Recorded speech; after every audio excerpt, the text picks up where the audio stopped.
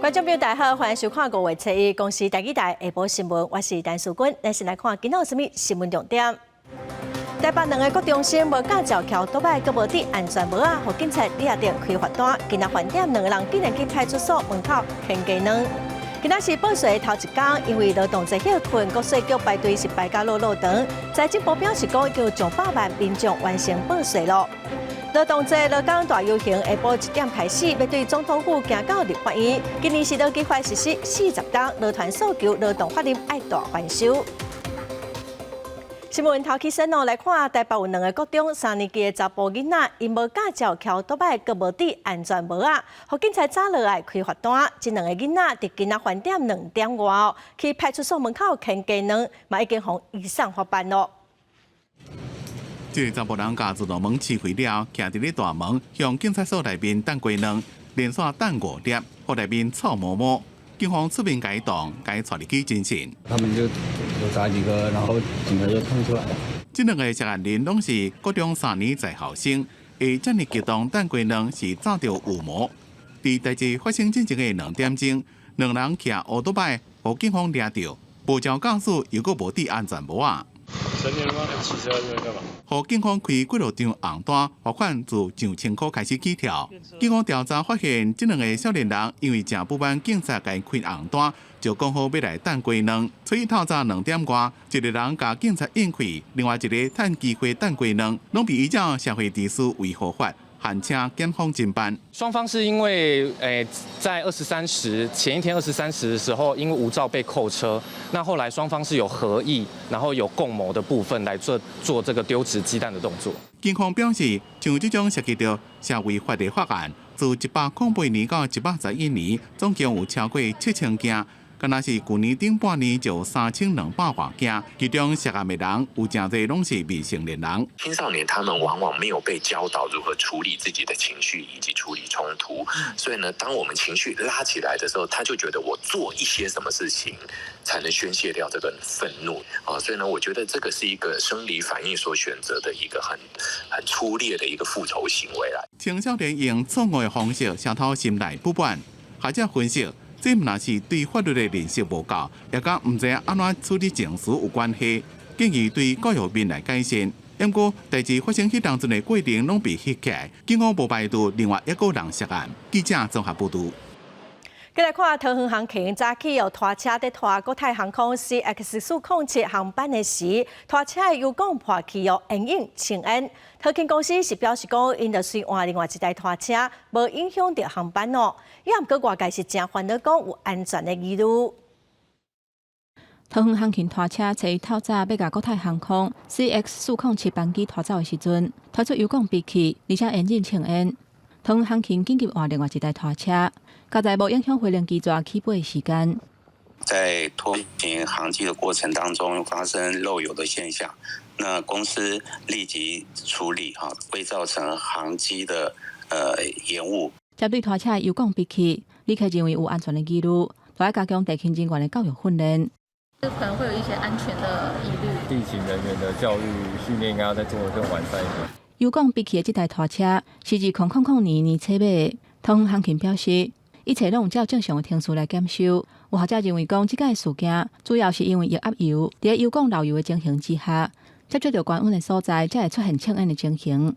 通常在机坪的作业中，如果是处于一个天气冷热交替、剧烈变化的情况下，就容易导致这些管路的脆化。建议桃勤公司以后在地勤作业车辆的部分。除了定期保养之外，对于管路油管的部分要加强检测。有学者认为讲，针对这种有当地会发生的事件，确实真恶随发现，会当累积相关的经验，加强防范性的措施。嘛有学者建议，未来甲油车换做是电动拖车，不过经费成本就会关出2倍至3倍，加上充电的问题，目前要实施虽然有难度，不过应该要就电动化的部分提早做规划。记者综合报道。来看立法院国民党的党团、民众党团提出要停止起电价一案，因为人数优势，嘛伫立法院表决通过了。经济部是强调讲，电价是依照电业法办理，经济部佮台电拢是遵守电价审议的结果哦。经济部长王美花嘛强调讲，若无法度起电价，对台电的财务影响会真大，嘛影响到稳定供电。国民党佮民众党嘛批评政府应该爱检讨能源政策。国民党团的总调鲍坤基是表示讲，要修电业法，未来电价要起，爱经过立法院的同意。若要提限电价卖起，伫立法院用人数优势表决通过。不过经济部长王美花回应，俄乌战争和国际燃料成本一直升起来，台湾相对其他国家伫起电火钱方面已经采取较温和的态度，造成台电了钱。若无起电价，对稳定用电是不利。这样的一个挑战事实上是对台电非常重要。然后否则如果没有办法这样挑战，那对台电的财务会有很大的影响。那这个也不利于台电稳定供电的一个功能。民众党主席柯文哲表示，若经济部解税有理，并无反对起电价，不过提出三大质疑，认为政府爱检讨能源政策。国民党是炮火连连，真想去批评行政院无要插立法院的决议。放回今年经济部有产审查，除了人事费用甲一般性补助费用以外，其他考虑全部冻结。另外，还阁修电业法第49条。我们会在这个礼拜五立刻抽出电业法49条来进复二读，我们会正式来修正电业法，让未来电价的涨跌必须要经过立法院的同意。国民党团书记长洪明凯表示，立法院决议有法律效力，呼吁行政院唔通擅自扩权，甲民意来对抗。不过经济部也讲，4月7日起电价是依法办理。国民党团见招拆招，七三要提出修法，互未来电价决议爱经过立法院的同意。记者综合报道。中国宣布要开放福建的民众会当来马祖旅游。咱国陆委会主委邱泰山今仔日立法院是指出讲，咱随时拢欢迎中国旅客嘛拢准备好势咯。也毋过伊认为讲，中国的做法无合对顶开放的原则。可以取消，因为现在大陆已经有递出橄榄枝，虽然这橄榄枝很小，这个橄榄枝有刺哦。对中国接到国民党立委访问团访问中国的时阵，宣布开放福建的民众到马祖旅游。并且有条件恢复福建的居民来台湾团体旅游。陆委会主委邱泰山以草橄榄枝有刺来形容，讲这无符合对顶开放的原则。我方规范的是大陆各地的居民都可以组团来，它限制了这样的一个福建居民才可以到马祖去，而且没有恢复金门全中国的陆客到金门是30.3万，那到马祖的是6500人次。邱泰山强调，欢迎大陆客来台湾观光，但是中国方面的做法有附条件和可行，操作的方式也甲过去无同，咱同时要进一步了解清楚了，再做回应。把这些观光产业的人当作人肉盾牌，当作炮灰。22万人，如果你要让这22万人有工作可以做，是要大陆赶快放他的人过来啊！他到现在才放马祖而已啊！1年6500个人，一天不到18个，而且只有马祖地区，应该是要求说，那你应该给台湾这22万人有工作。因为中国也呼吁全面恢复两华航空客运的直航30个航点，但是邱泰山讲，咱方去年已经开放19个定期航点，加13个包机航点。因为包机航点到即马拢无人问，就讲是毋是要恢复两华直航，或者是取消禁团令。邱泰山表示，因为新内阁的人选已经公布，相关政策需要等待520新政府上任了，才个做决定。记者综合报道。前总统赖清德520要上任哦，中国解放军敢会展开伟大军演？国安局长蔡明甘早起是伫立法院指出讲，6月到11月是中共固定军演的季节，敢会加强来对待演习的国安局会密切来关注。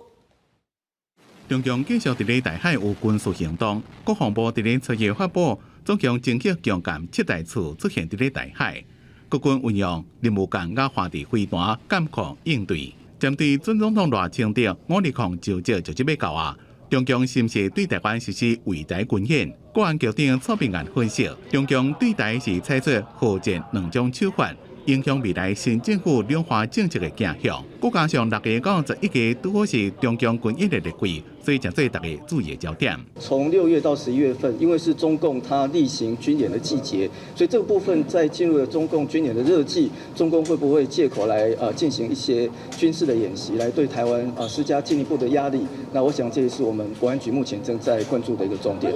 因为中国全国政协主席王沪宁讲，无人想要烧战。蔡明安强调，维持台海地区的和平稳定是台湾上悬的战略目标。也希望两岸会当加强合作，避免情势失去控制。另外，国民党的立委黄仁随团访问中国，被质疑有泄露国防的疑虑。民进党林楚英指出，立委有可能将这涉密的漏洞，应该修法管制到大陆。蔡明安回应讲，反渗透是国际主要立法的趋势，但是国民党的马文君正不满。反呛讲，民进党是自我限制。过去几年，我们的法规规范里面，对于行政部门已经做了相关的一个蛮严格的规范。那假如立法部门也能够有相关的讨论，或有一些相关的规范，我们也不要做国会外交啊，你哪里都不应该去。今天是你自己身份，还有你自己的行为，自己要去把它拿捏，犯法就办，包括过去的一并来查。针对着如何强化国家关键的基础设施，蔡明安表示，会做好双闭环系统加巡检的机制。因为中共嘅保守国家机密法生效，蔡明安回应，这项法案授权第一线查查人员正大权力，并且强调服从党嘅领导。国安局会继续对中共嘅内部发展收集情报。记者综合报道。今仔开始报税咯，尤其是劳动节休困，所以有真侪民众一早就去国税局排队等要报税。财政部嘛鼓励民众会当利用网络手机的报税系统，就免阁加行一抓咯。今天5月1号的凌晨，我们的系统就上线了。上线以后呢，其实我们刚才从这个系统的统计资料来看，大概已经有完成申报的已经有11万户左右。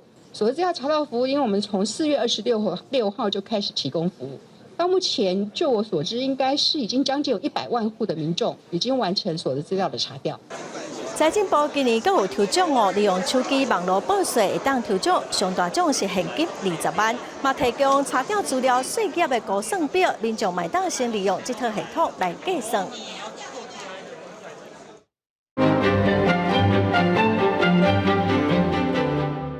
今仔是报税头一天哦，今年有一寡新的制度，咱请义诊讲互大家来了解。是主播今仔日是5月初1，嘛是报税头一日。今年统计咧有670万户爱申报，不过有5项新制就爱来实行啊。第一就是基本生活费，今年报税咧一个人的基本生活费咧是调悬到20万2，和前一年19万6比起来是调悬6000块，这是连续2年调悬啊。财政部预估有235万户会当受益，会当减税189亿。第二就是伙食费，财政部提出所得税制优化惠民的措施，这伙食费是免算入去员工的薪水所得，一个人一工是2400，一个人一个月为2400块是调悬到3000块，预估会当减少18亿。第三就是18岁成年报税。咱自2023年开始咧，民法甲成人的年岁为20岁降到18岁，只要是2023年已经满18岁的，也就是2005年已经出世的少年人咧，今年都会当放申报抚养，或者是家己来单独报税。若准讲你是伫咧去年2023年都已经满19岁的，也就是2004年出世的。除非你要搁咧读册，也是讲有身心障碍，或者是无能力趁食的，才会使放申报抚养。若无咧，你就爱有所得的，就爱报税，袂使放申报抚养啊。搁来第四，就是咱自2016年开始咧实施房地合一的扣税新制。毋过你若是要卖讲这，你伫咧2016年正得到的房地产咧，你就爱用旧制扣财产交易所得税5月爱报税。毋过要注意，根据财政部年度的交易计算标准咧，是放定旧制扣税好业厝的定义。等于讲用旧制交易算入去好业厝的范围会变大，税会互扣较重。第五，上尾一点是今年头一届申报的，毋通漏交去啊。针对一寡受控外国公司 CFC， 也就是讲你伫海外一寡扣税扣较少的国家，你若投资超过50%以上的咧，你就爱来扣税啊。超过50%以上的，不管公司敢有分配红利，个人拢爱计算 CFC 的盈利所得来报税。代表未来咧超工设立 CFC 逃走税手路是袂当搁行。以上就是今仔日解破新闻，咱个时间交通去主播。感谢伊真哦，咱搁再提醒观众朋友，5月底以前就爱报税，愈早报税就当愈早退税哦。咱搁来看主计总处让30档哦，搁再公布家庭财富的统计，合业加剩者是对16.8倍增加到66.9倍哦。主计长杜德明是表示讲，调查嘛发现讲，财产上少20%的家庭，因平均欠银行405万哦。有真侪人可能是股市博上过大，负债是真侪，所以嘛提醒讲一定爱谨慎理财。继30年，主计总处公布2021年家庭财富分配统计，前10%家庭资产净值平均每户5133万，甲上产车10%家庭资产77万，差距高达66.9倍，甲30年前公布的16.8倍比起来，贫富差距是真大。主计长朱泽明伫联谊表示，为调查当中也发现财富上低10%家庭金融负债也真悬。有钱人怎么有钱？股票、基金、房地产。我要跟委员讲，这也是告诉我们那个最低的20%啊，您看到它的金融负债有405亿，105万啊！有一部分的人太多去做财务杠杆操作，所以他的资产增加有限，负债增加很多。朱泽明表示，国外在进行家庭财富分配统计比较的时阵，媒体相关甲上期进行比较，亲像部分先进国家当中，德国上期10%家庭资产是负成长，美国上期10%家庭资产甚至少$1，甲上悬上期差100多万倍，所以将上悬甲上期比较无意义。另外，劳动部伫公布上新数据指出，去年毕业生初进政员平均起薪35000，年增2.9%，1000块，互民众真无感觉。你为着这期薪水是不是拢互通膨吃掉？新鲜人呐，他的薪资这个统计说有达到3万5，但是啊。他们是无感的哦，一般平均数都会比中位数高，所以用平均数的话，就会大概会有很多人说我比平均数低，所以在我们的统计上，我们都有所谓的中位数的统计。朱泽明表示，国内最近 CPI 有落册出世，相对其他国家是较好，只是最近国际油价为每桶80多块起到90块，后续爱特别注意油价所带来影响。记者综合报道。最近天气无介稳定，前几天落大雨，随个出日头，所以真侪菜园的菜拢烂去。云林西咧果菜市场是表示讲，最近菜有起价哦，大白价1公斤20块，起到28块。土白菜、汤丝仔菜拢起卖1倍。农民节在无因采收白菜，但受到近期气候无稳定的影响，云林连续落几啊天的大雨，佮出日头，导致真侪叶菜类出现烂去的情形。都温度较悬啊，落雨天佮出日头，就温度悬，当然嘛是较歹顾啊。系啊。实力果菜市场表示，以近期半个月菜价来讲，规体菜价有每公斤20块起到28块，其中个叶菜类起价幅度超过3成上济。小白菜啦它几乎是翻倍了在半个月以前，它是每公斤大概漂亮的是20块了，现在都涨到40块以上了。来到自助餐店，工作人员就讲，近期叶菜类买成本增加1到2成，为了留住人客，只会当家己吸收成本。青菜啊，因为这边的人都习惯吃青菜，所以成本我们就变成要自己吸收。对啊，自己吸收。在果菜市场指出，目前所在山区的土壤含水量悬，如果天气佫出日头，会有部分的叶菜类佫有烂去的情形，因此叶菜类的价数惊细，佫有起价空间。但花果类的价数起价幅度相对就较平稳，去全国有报道。逐档的劳动节拢有劳工大游行，劳工团体各民众要对总统府行到立法院，因为今年是劳基法实施40档，劳团是诉求讲劳动法规得爱大翻修。最近有国民党立委提出试用期的薪水至少爱8成的基本工资，是引起真侪讨论甲批评哦。咱嘛来听现场劳工团体的看法。我认为国民党如果是这样来恶修劳基法，来伤害劳工的话，我们一定会反扑了哈。然后赖清德未来的赖政府哈，他在之前他当赖内阁的时候，他恶修劳基法，我们那时候也认为非常的可恶了哈。我们不希望他的上任部长之后，他来恶修劳基法。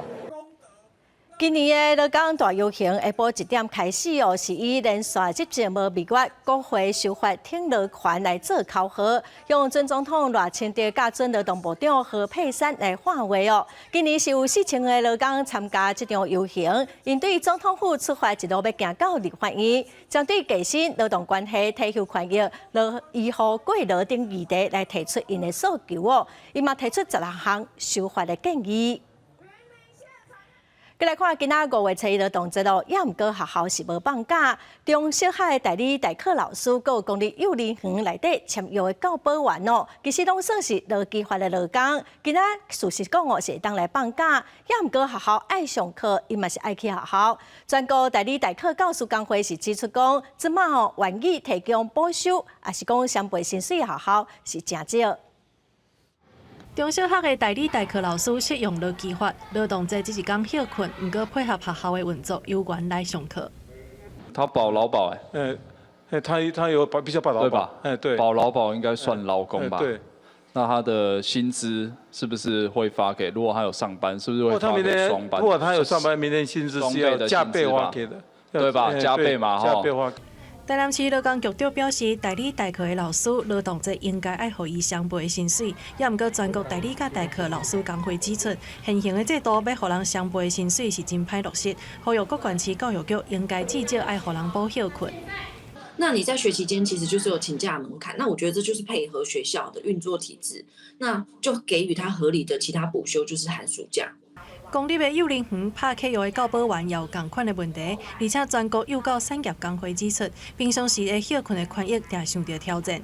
工会上新的调查显示，教保员请特别休假的时阵，有关有要挖15%的幼儿园会违法要求教保员爱家己付代课费才会当请假，特别休假无休了，有6成的教保员也无通换做薪水。你要自己找代课，你还要自己付代课费，或是甚至说，那你找不到代课人员，那你就不能请假。全国幼教产业工会认为，幼儿园老师已经是压力真悬、风险也真悬的职业，专业师资歹找。即卖伫教育现场的人，应该爱予因更较好的对待，呼吁各教师制定教保员申诉制度，一方面检举违法的幼儿园，也予教保员毋免烦恼学校运用考核来限制休假。记者综合报道。面对全球气候变迁，还有动植物生存的危机，一寡民间团体今仔是呼吁政府应该开创甲环境保护、生态相关的工作，提供就业培训甲媒合平台。生态绿就业，修复自然环境，修复自然环境。台湾挂上国际净零卡步，民间团体指出，即马大家拢会注重碳相关的议题甲人才，但是有一定维护生不多样性的力量人才，无互社会看重。这群人伫国家走向净零的同时，协助保护生不多样性，达成国际30×302030年进前保护全球30%区域生不多样性的目标。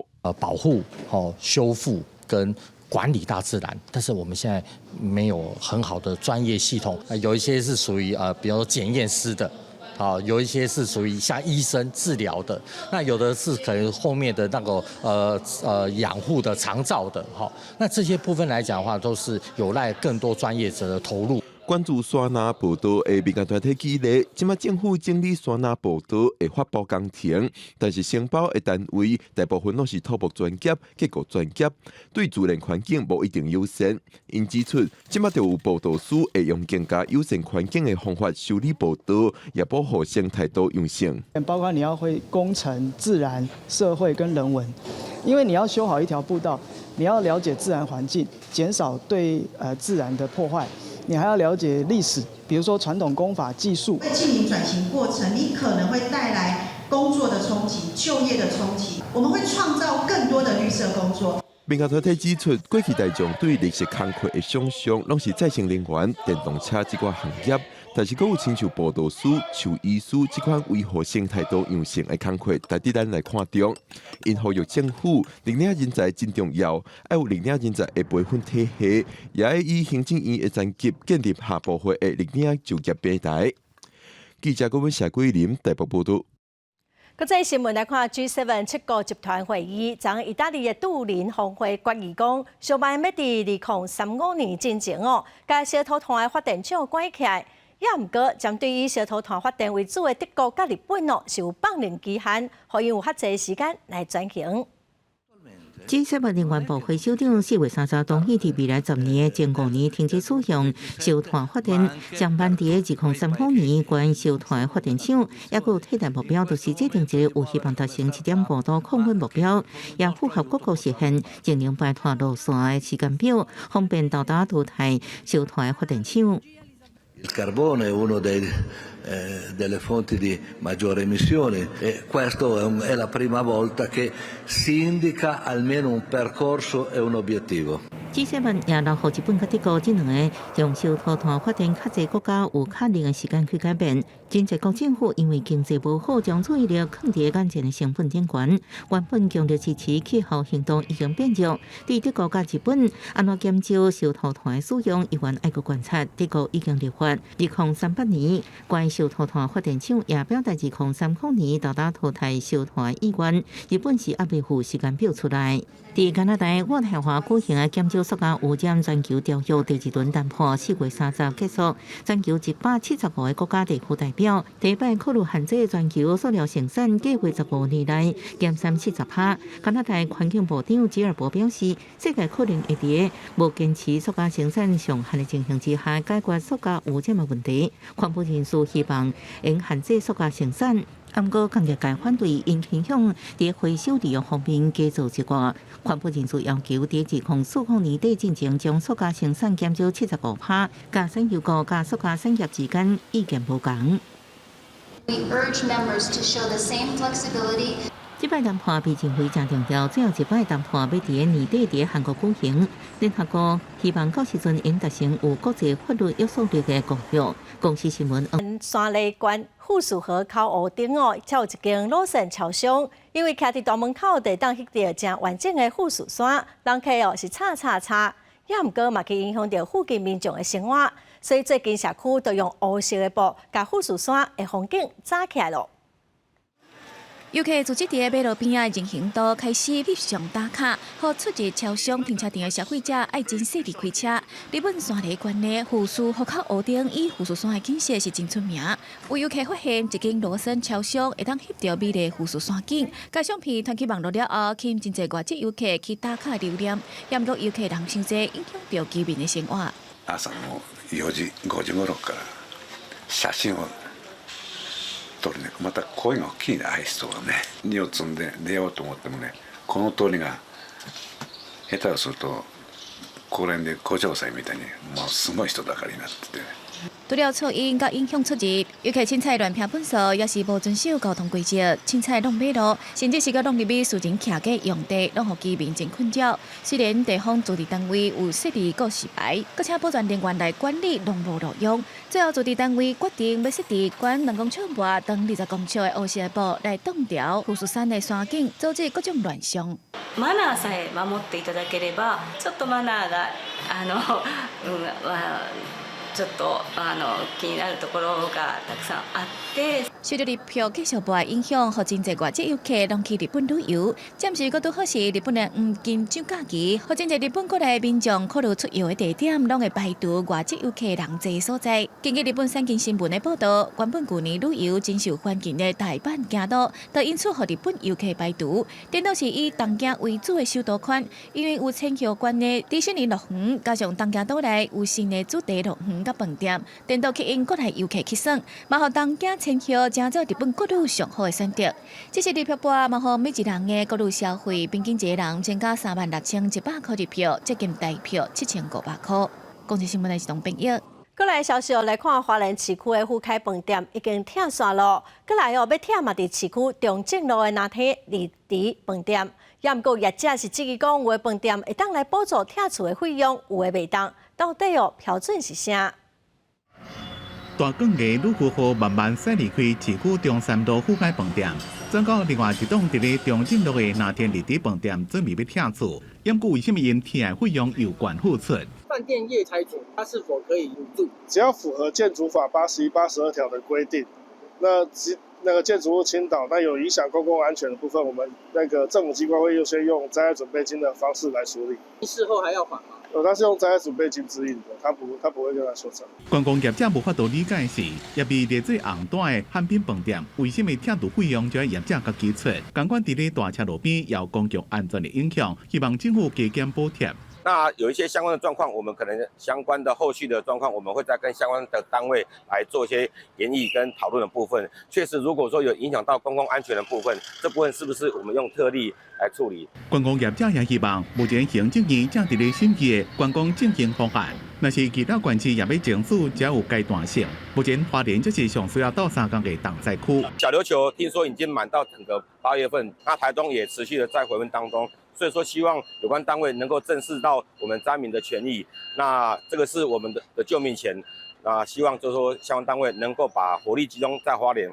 官府讲，那天立地因为是12层楼，就要先吞吐6公尺，才有法度动工，就要拆2礼拜。另外，观光补助部分会搁加行政院协调。记者综合报道。再来看宜兰的罗东火车头的大厅，因为最近一直在电动，轻钢架损害甲真严重哦。有的条啊看起来嘛歪歪，佮有钢线破去哦，乘客拢看甲心惊惊。代替是表示讲车头的安全性无问题，也毋过维修需要公开招标哦，会赶紧来处理。今日罗东火车站向顶远看，轻架毁坏严重，边仔钢线佫露出来，好真侪起坐车旅客，烦恼最近一直对动，那只架落落来，恐惊发生意外。另外，今日要大厅，民众也指出，反映看起来歪歪，感觉车站建筑结构因为对动有寡问题，会有掉落的疑虑，所以是需要更换。乘客都来来去去，其实有时候不会注意到上面啊，万一发生说有意外或者是怎么样的时候，就很麻烦。代替初步检视，车站部分的边架差不多100平，轻架损毁，水管也破去的问题。另外，环流外穿不是建筑主结构，只是计程作用，安全无问题。像漏水的部分或轻钢架天花板掉落的部分，我们现在都已经有马上立即的招标，我们也都在做处理中。代替表示，若要修理，要经过公开招标，需要一段时间，会赶紧处理。另外，南澳这话，花莲进乡的车站也拢有天棚，落入去进行，目前拢已经修好啊。记者综合报道。再来看代替的一节支线，中华湾转站到南投的落水站，昨下晡有电火条倒去，造成中华丽水站到南投的落水站无法度通车，只好先派公车来接送人客。经过透明抢修哦，今仔已经恢复通车。5月开始哦，代替阁有改善工程，火车只驶到落水站，即马店家是真烦恼，生意歹做。4月30暗时的下班时间，代替落水站开过去拢无人，火车嘛无停站。原来代替一节线伫咧30下晡的时阵，因为中华的关转站到南投的落水站之间有电火条倒去，影响到火车的路线。代替紧急启动公路接送，干部单位嘛透明抢修。所有水源是明天开始要那个工程施作啊，所以明天才开始。今天到几啊？第二天，一节线的列车已经会当依照原来车帮驶到一节车站，不过一节火车站附近的店家线真烦恼，因为为初二开始，一节线的火车敢若会当驶到落水站，和一节火车站附近的店家惊员工会受到冲击。看方程修已经好久了，2年多了，你看现在又来1年多，我们这里都差不多偶遇。是很久啊，可是如果是以安全性来讲，我是觉得应该以安全为主。因为一节线水力大，伫2021年崩甲真严重，崩坑甲铁基路拢受损，火车敢若会当驶到一节站。因铁基路升级甲3个崩坑整建工程，会伫5月开始施工，预计明年底才会完工。学者建议应该要加强配套措施。因为火车是一个特色，那少了这一个特色之后，是不是会让这个游客的吸引力会降低哈？所以可能要在这一段期间，可能这个地方政府好就要去想一些这个替代的一个方案。学者建议，除了加强交通接送，嘛要发展其他观光资源，加强游客去佚佗的意愿，才会当降低火车停驶的冲击。记者综合报道。再来看台南昨暗落大雨，伫安南区新西街二段附近出现一个大约2公尺宽的坑。另外，高雄是透大风，气象署指出，是因为锋面通过对流正旺造成的。早起上大的阵风是伫旗山透9级的强阵风。台北街路出现大面积的崩塌，边仔嘛明显的壁损，看起来大约2公尺宽，就惊愈逼愈大坑，里头赶紧放物件来检视。相关单位去盯，我讲你应该要用盯的啊，因为我无看出来恁为着这个代志咧做啥物货啊。差不多昨下晡2点外的时阵，就开始大坑小坑一直崩落啊，到好3、4点的时阵，就像像摆这个情形啊。当地居民表示，30号下晡就发现路面无平整，刷咧就出现着大面积的崩塌，因为当地靠近着迪拜港，水流真急，接到民众通知的议员嘛要求市府得要赶紧修复。那如果就做一个必要的紧急处置就对了。后续施工的部分的话，我们一定也赶快以保障人民生命财产安全为考量。同款半暝落大雨，毋过高雄气象站嘛警示，着要注意强阵风。亲像30号1号伫公山举行的市啊，临时所起的批假，就因为大风吹到东倒西歪。云以带中的对流性的这个雨跟风影响，确实在像是弥陀区啊、左营区、前镇区都有出现8级的强阵风。高雄气象站表示，这是锋面通过所造成属于移动性的状况。对流发展来发生，毋是全面。毋过早时左营区、弥陀区拢有8级的强阵风，上大强阵风伫旗山有9级。记者王刘婷、陈hen坤台南高雄报道。高雄有天梯了后，不时拢有汽车也是过路人去占用梯基路，影响到天梯的通行。昨暗伫高雄高工站的边仔路口就有一个查甫人挡伫车头前，可这公司是表示讲，这款行为实在是真危险，买当来罚1800块。轻铁的列车4月3日暗时卡伫路口，一个男性毋知啥物原因挡伫列车头前，安怎拢无愿意退转去轻铁的月台，互民众感觉非常的危险。当然是不好，但是我们有什么公权力可以强制说使他尽速离开，维持那个轨道的畅通？初一透早等去到事发的高雄高工站，也就是建工甲大顺二路路口，非常下班时段人车也是真多。通勤的民众无奈表示，常常拄到行人也是汽车占道，阻挡轻铁通行。好几次了啦，就路上都有遇过啦，有汽车挡道的啦，所以已经就觉得没什么了。台湾去年6月底修正道交条例，规定汽车经过有行人道路口也是路段的时阵爱让行人，但这个案件地点拄啊好伫轻铁中英路口的人行道，而且号志已经转红灯，行人的行为已经违法。依据《道路交通管理处罚条例》，闻或见大众捷运系统车辆之声号或灯光不依规定避让或在后跟随迫近，可处新台币600元以上1800元以下罚锾。高捷公司提醒民众，若因为身体问题等状况，无法度伫号志秒数来过马路，会使退转去月台区，唔通徛伫铁路，也是黄色禁止停留区，以免发生危险佮违法。记者陈环宇、柯正俊高雄报道。最近华东唱歌一期的猪仔等个出水，伫上乡的农民就发现讲，草青牛仔是拖甲4价拢是哦，猪仔产量恐惊会减少3成。农改场嘛，呼吁农民得赶紧来防治。去年关山地有机田爆发乌龟虫的危害，致使猪仔减产。今年伫隔壁的上乡，水田嘛出现乌龟虫的危害。即马早当猪仔进入抽水期，就要开始生猪仔。这片有机田是去年地上有机米的冠军，嘛闪袂过乌龟虫的侵害。差不多每一张猪仔拢会当找到乌龟虫，农民烦恼会影响收成。去田里就看到啦，我就觉得好像不太对了，这密度好像有点高，我就请农会帮我通报改良场啊。农民通报台东区农改场去田林做检测，发现乌龟虫的密度有较悬，需用乌强菌来防治，控制虫害莫阁扩大。农改场表示，乌龟虫是惊农药啊，不过即马高温阁担心的气候，虫会生了真紧，而且会伫无处药的有机蚕的繁殖，农民都要注意。地球的暖化、气候的变迁，这个虫子它生长发育速度比较快，那它这个虫本来也是被人赶到旁边去，那现在因为做有机的田区的话，它慢慢再回来田区。农改场表示，伫上乡复兴村发现10公顷有机蚕乌龟虫的龟骸已经有控制落来。玫瑰蟹即马当咧吐水的猪仔，不过要是爱呼吁农民，伫田里若发现虫伫咧食叶仔，范围有到5分之，都代表虫害密度有较悬，爱赶紧同步进行防治，避免虫害扩大影响收成。记者综合报道。有人讲台语，有人讲是河洛话，教育部是讲闽南语。师大台湾系学者最近就写定情书，要求政府爱统一台语的名称，维护台语的主体性。针对台语这个语言的名称，伫台湾一直拢有无共款的讨论。有人主张爱叫台语，有人主张闽南语，嘛有人讲是河洛话。咱嘛来听民众的实际看法。搁换一个名，你感觉过？会哦，我会感觉要习惯。感觉是对这个土地的感情安尼。是有人咧辩论讲是讲爱讲闽南语，也是讲台语，按讲我家己是客家讲，我的母语是台语安尼。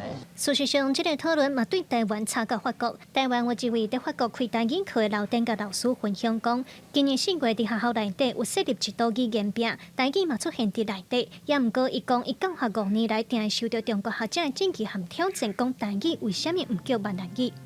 一部分要用闽南语的人，伊家想讲，啊，你伫咧台湾，恁教育部嘛是用这个词啊，为什么你无爱用这个词？所以其实对阮来讲，伫外口伫教咱台湾的语言的人，咱教咱台湾历史的人、文化的人，其实我做希望讲，咱台湾会当有一个较清楚的选择。老店家认为用台语的名，毋那是咱的认同，嘛有表示咱台湾主体性的意义。也若根据2021年国家语言报告的调查来看，有7成外民众是使用台语这个名。后续行政院嘛发公文要求各部会应当优先使用台湾台语，但是教育部到当也咧使用闽南语。师大台湾系的教授共同写定情书，希望政府以台湾台语来称呼。结果教育部也是消极回应，讲无社会共识，互因感觉真失望。中文来台湾进前吼，台语这个语言是台湾80%左右的人的这个母语，其他20%咧嘛大部分会晓讲这个语言，因为台语就是共同语的这个角色，就是无共语言的人之间的沟通的这个语言。这个语言伊就是叫做台语，也是台湾话。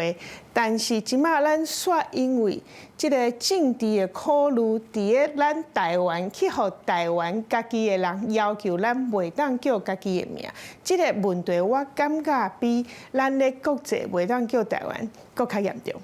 师大台湾系的系主任强调，台语的叫法伫台湾早就已经有社会共识，甚至佮有文化部的调查报告做证明。呼吁教育部莫搁目睭看起当作无看到，嘛希望过来118的新课纲总聚会建起来，互国家语言发展的推动有一致性。记者卢尚珠、郑俊尧台北报道。健保署公布111年，全台湾上趁钱的病院是南口的中嘉病院，南口的中嘉已经连续7档拢是排头名咯。健保署30公布111年度领健保费用2亿以上，全台238间病院财务报告，以整体收支结余来看，111年度上趁钱的病院，犹原是南口中嘉病院，以93.93亿连7年冠军，中国富裕第3名。干那规旁中嘉医疗体系的包办全台前5大整体结余病院4个名额。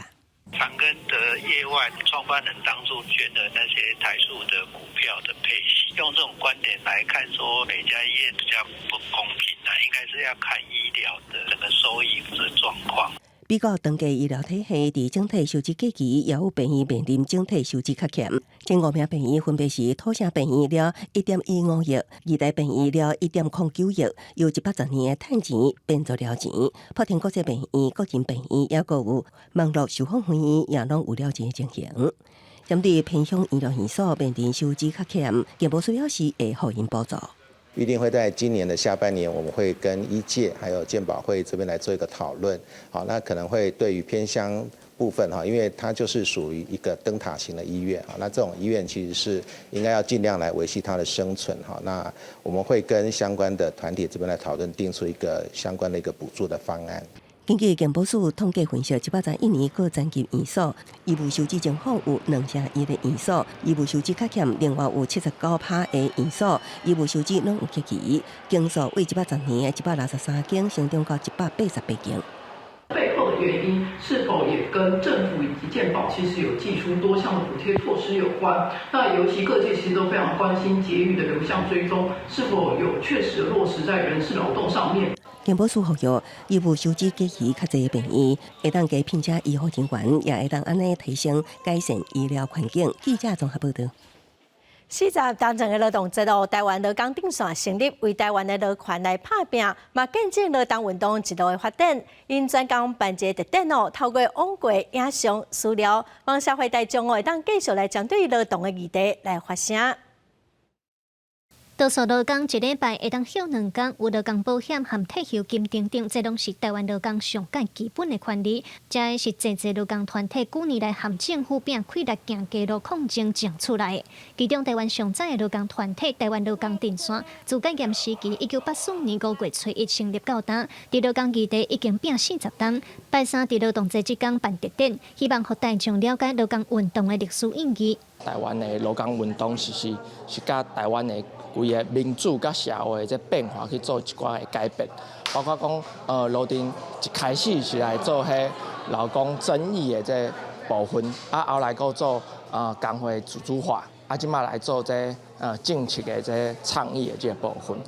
台湾劳工阵线成立以来，协助管制侪劳工处理劳资争议，嘛推动工会自主化，催生台湾各地的工会组织来替劳工发声。现任劳动部长柯明春合演过捌做过劳工委员会主委5年外的陈局，拢来到现场参加特定的开幕记者会，也分别针对劳动议题发表看法，表示除了爱愈重视移工的劳动权益，未来的劳动部长嘛着爱看到台湾劳工伫咧国际竞争的困境。劳政一直注重国际人权，那我们也想一想，这些移工在台湾，我们能够多为他做些什么哈？所以在这个劳动人权上，我们其实一路都把劳政当成我们的伙伴了哈。那我想未来哈，我们王市长也在这里哈，也会跟我们劳政哈一起来关怀我们所有劳动的权益哈，大家是好伙伴，也会一起为这个我们劳工争取更好的权益而努力。佩珊，因为它是长期过去我们在劳动法案的一个修订上，大概都有跟他接触过。那新的部长一定要有更多的朝野，更了解今天台湾的劳工在面临国际的竞争，他们所面临的很多困境。他都必须要好好未来跟劳工沟通。劳工阵线对上早的法律支援到发起社会运动，到达也继续为台湾劳工向政府提出真济劳动政策的建议。这个劳工运动特点办伫咧台北的新富町文化市场，对5月初1办到初8，嘛希望会当启发社会对劳动议题的思考。记者卢尚如、郑俊由台北报道。加州对10当前开始就规划日能发电，定出2045年零碳排目标哦。最近全球上大的锂电厂准备要伫加州启用咯，预计未来供电会真稳定。开几60亿美金起的诺瓦电力银行，其实就是一座超大型的锂电池电力储存厂，规模是世界上大，将会伫今年正式供电。So this plant will help stabilize the grid, especially reliability purposes. It'll help prevent any sort of power interruptions that we've had in past years. 诺瓦电力银行挖洛杉矶，这本来是天然气发电厂，不过加州政府这10年来积极在推动绿能转型，要是美国上大的天然气加电力发电商卡尔派电业出面，将天然气发电厂转型做锂电池储存电厂。That's 680 megawatts, so that's comparable to the size of the gas-fired generation that was previously here, and that's going to be able to provide cost-effective solid energy during the times that we need it most.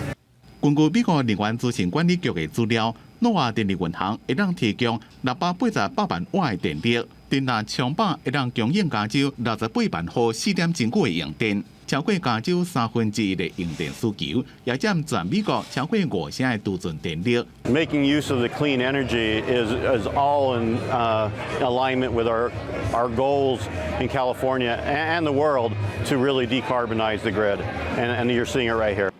加州若要伫咧2045年达到发电零碳排，是需要50条瓦的二电池电力储存。不过，即马只敢若7条瓦，管起真侪互相连接的电棒，而且加州即马抑有超过一半是靠天然气伫咧发电，这款设备的投资甲转化拢是正大的挑战。公司新闻金元庆编辑。下晡的天气，咱来看各县市详细资料。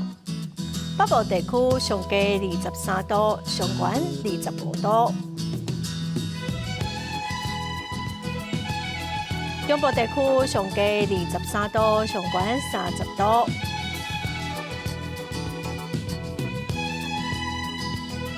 南部地区上低27度，上悬31度；东部地区上低23度，上悬30度。华东地区上低17度，上悬28度。感谢观众朋友收看《公视台语台下晡新闻》，我是陈淑君，明仔载下晡3点，咱再会。